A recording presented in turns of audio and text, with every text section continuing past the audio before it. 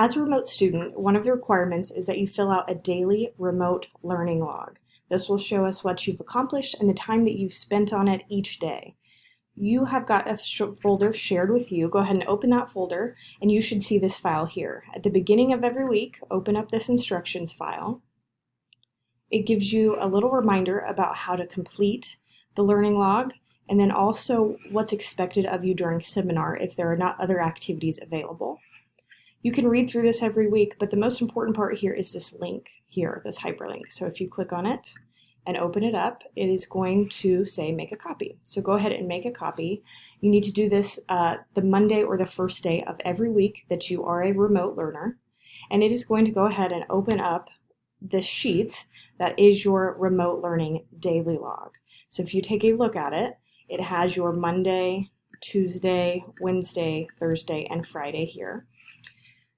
I would go to the top here and go ahead and take this off. I would put your last name.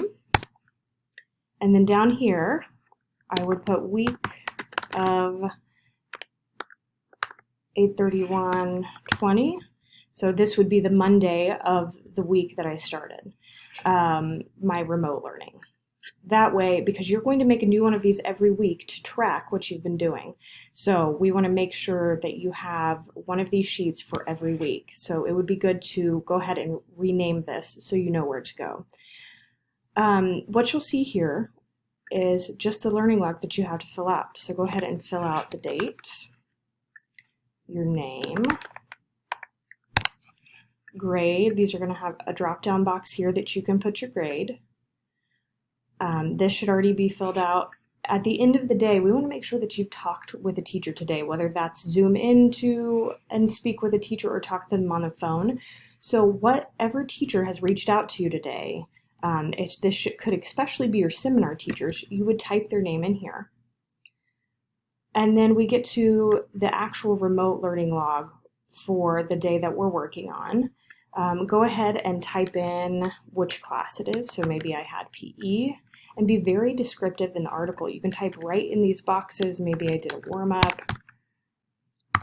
Maybe I ran a mile and then took a quiz over rules. Okay. These are drop-down boxes, so it's going to tell you yes or no, I did complete an assignment today. Yes or no, I took a test. And then the total minutes that we spent on this. And over here tells you the minutes that you spend in every block. It is very important that you make that time that you're supposed to be working in every block that day. So you don't have to necessarily break down the minutes for each activity unless you want to, but you should be getting minutes that are close to the 79 minutes or over.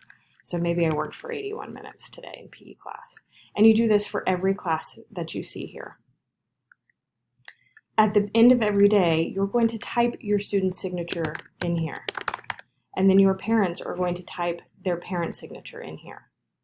And you do that every day for the learning.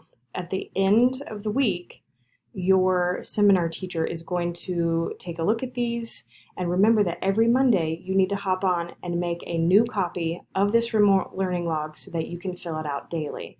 So if you have been a remote learner for the entire first 9 weeks, there on October 16th, when we are done with our first 9 weeks, you should have 9 different sheets here.